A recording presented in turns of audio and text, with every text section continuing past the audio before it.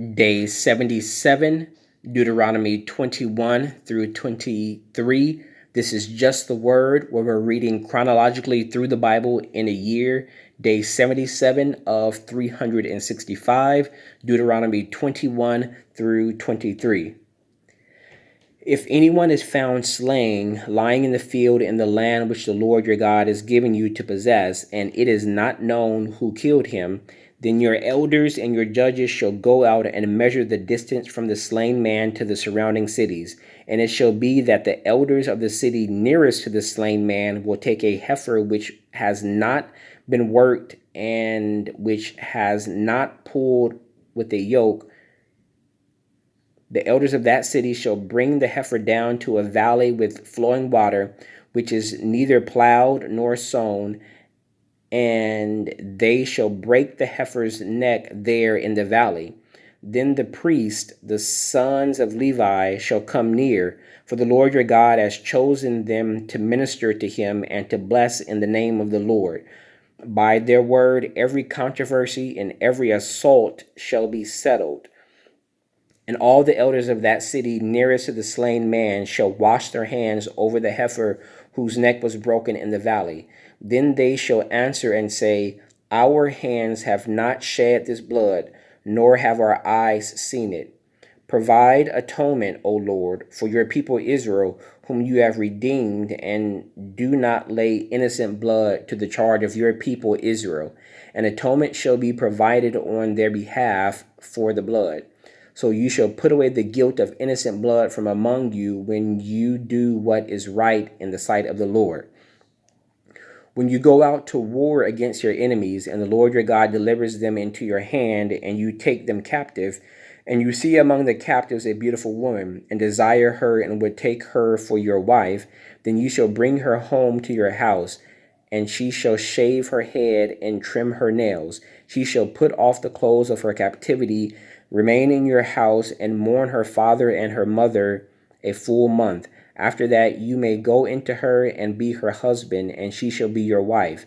And it shall be, if you have no delight in her, then you shall set her free, but you certainly shall not sell her for money. You shall not treat her brutally, because you have humbled her. If a man has two wives, one loved and the other unloved, and they have borne him children, both the loved and the unloved, and if the firstborn is of her who is unloved, then it shall be on the day he bequeaths his possessions to his sons that he must bestow firstborn status on the son of the loved wife in preference. That verse 16. Then it shall be on the day he bequeaths his possessions to his sons that he must not bestow firstborn status on the son of the loved wife in preference to the son of the unloved, the true firstborn. But he shall acknowledge the son of the unloved wife as the firstborn by giving him a double portion of all that he has, for he is the beginning of his strength. The right of the firstborn is his. If a man has a stubborn and rebellious son who will not obey the voice of his father or the voice of his mother, and who, when they have chastened him, will not heed them, then his father and his mother shall take hold of him and bring him out to the elders of his city, to the gate of his city. And they shall say to the elders of his city, This son of ours is stubborn and rebellious. He will not obey our voice. He is a glutton and a drunkard. Then all the men of his city shall stone him to death with stones. So you shall put away the evil from among you, and all Israel shall hear and fear. If a man has committed a sin deserving of death, and he is put to death, and you hang him on a tree, his body shall not remain overnight on the tree, but you shall surely bury him that day, so that you do not defile the land which the Lord your God is giving you as an inheritance. For he who is hanged is accursed of God. Chapter 22. You shall not see your brother's ox or his sheep going astray, and hide yourself from them. You shall certainly bring them back to your brother. And if your brother is not near you, or if you have not known him, then you shall bring it to your own house, and it shall remain with you until your brother seeks it. Then you shall restore it to him. You shall do the same with his donkey, and so shall you do with his garment, lest any lost thing of your brother's, which he has lost and you have found, you shall do likewise. You must not hide from you for yourself. You must not hide yourself. You shall not see your brother's donkey or his ox fall down along the road, and hide yourself from them. You shall surely help him lift them up.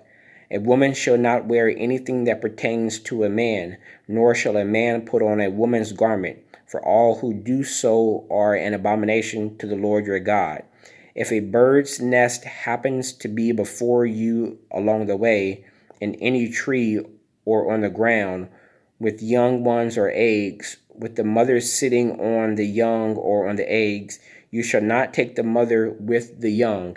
You shall surely let the mother go and take the young for yourself, that it may be well with you and that you may prolong your days. When you build a new house, then you shall make a parapet for your roof, that you may not bring guilt of bloodshed on your household if anyone falls from it. You shall not sow your vineyard with different kinds of seed, lest the yield of the seed which you have sown and the fruit of your vineyard be defiled. You shall not plow with an ox and a donkey together. You shall not wear a garment of different sorts, such as wool and linen mixed together. You shall make tassels on the four corners of the clothing with which you cover yourselves.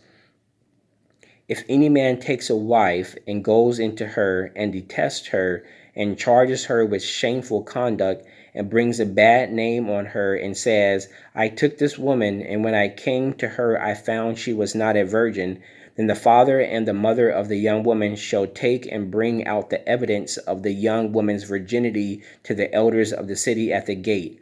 And the young woman's father shall say to the elders, I gave my daughter to this man as wife, and he detests her. Now he has charged her with shameful conduct, saying, I found your daughter was not a virgin, and yet these are the evidences of my daughter's virginity. And they shall spread the cloth before the elders of the city. Then the elders of that city shall take that man and punish him, and they shall fine him 100 shekels of silver and give them to the father of the young woman, because he has brought a bad name on a virgin of Israel, and she shall be his wife. He cannot divorce her all of his days. But if the thing is true, and evidence of virginity are not found for the young woman, then they shall bring out the young woman to the door of her father's house, and the man of her city shall stone her to death with stones, because she has done a disgraceful thing in Israel, to play the harlot in her father's house. So you shall put away the evil from among you. If a man is found lying with a woman married to a husband, then both of them shall die, the man that lay with the woman and the woman. So you shall put away the evil from Israel. If a young woman who is a virgin is betrothed to a husband, and a man finds her in the city and lies with her, then you shall bring them both out to the gate of that city, and you shall stone them to death with stones. The young woman because she did not cry out in the city, and the man because he humbled his neighbor's wife. So you shall put away the evil from among you. But if a man finds a betrothed young woman in the countryside, and the man forces her and lies with her, then only the man who lay with her shall die. But you shall do nothing to the young woman. There is in the young woman no sin deserving of death. For just as when a man rises against his neighbor and kills him, even so is this matter. For he found her in the countryside, and the betrothed young woman cried out, and there was no one to save her. If a man finds a young woman who is a virgin, who is not betrothed, and he seizes her and lies with her, and they are found out, then the man who lay with her shall give to the young woman's father 50 shekels of silver, and she shall be his wife, because he has humbled her. He shall not be permitted to divorce her all his days. A man shall not take his father's wife, nor uncover his father's bed. Chapter 23. He who is emasculated by crushing or mutilation shall not enter the assembly of the Lord. One of illegitimate birth shall not enter the assembly of the Lord. Even to the 10th generation, none of his descendants shall enter the assembly of the Lord. An Ammonite or Moabite shall not enter the assembly of the Lord. Even to the 10th generation, none of his descendants shall enter the assembly of the Lord forever, because they did not meet you with bread and water on the road when you came out of Egypt, and because they hired against you Balaam, the son of Beor, from Pethor of Mesopotamia, to curse you. Nevertheless, the Lord your God would not listen to Balaam, but the Lord your God turned the curse into a blessing for you, because the Lord your God loves you. You shall not seek their peace nor their prosperity all your days forever. You shall not abhor an Edomite, for he is your brother. You shall not abhor an Egyptian, because you were an alien in his land. The children of the 3rd generation born to them may enter the assembly of the Lord. When the army goes out against your enemies, then keep yourselves from every wicked thing. If there is any man among you who becomes unclean by some occurrence in the night, then he shall go outside the camp. He shall not come inside the camp. But it shall be when evening comes that he shall wash with water, and when the sun sets, he may come into the camp. Also, you shall have a place outside the camp where you may go out, and you shall have an implement among your equipment. And when you sit down outside, you shall dig with it and turn and cover your refuse. For the Lord your God walks in the midst of your camp to deliver you and give your enemies over to you. Therefore your camp shall be holy, that he may see no unclean thing among you and turn away from you. You shall not give back to his master the slave who has escaped from his master to you. He may dwell with you in your midst, in the place which he chooses within one of your gates, where it seems best to him. You shall not oppress him. There shall be no ritual harlot of the daughters of Israel, or a perverted one of the sons of Israel. You shall not bring the wages of a harlot or the price of a dog to the house of the Lord your God for any vowed offering, for both of these are an abomination to the Lord your God. You shall not charge interest to your brother, interest on money or food or anything that is lent out at interest. To a foreigner you may charge interest, but to your brother you shall not charge interest, that the Lord your God may bless you in all to which you set your hand in the land which you are entering to possess. When you make a vow to the Lord your God, you shall not delay to pay it, for the Lord your God will surely require it of you, and it would be sin to you. But if you abstain from vowing, it shall not be sin to you. That which has gone from your lips you shall keep and perform, for you voluntarily vowed to the Lord your God what you have promised with your mouth. When you come into your neighbor's vineyard, you may eat your fill of grapes at your pleasure, but you shall not put any in your container.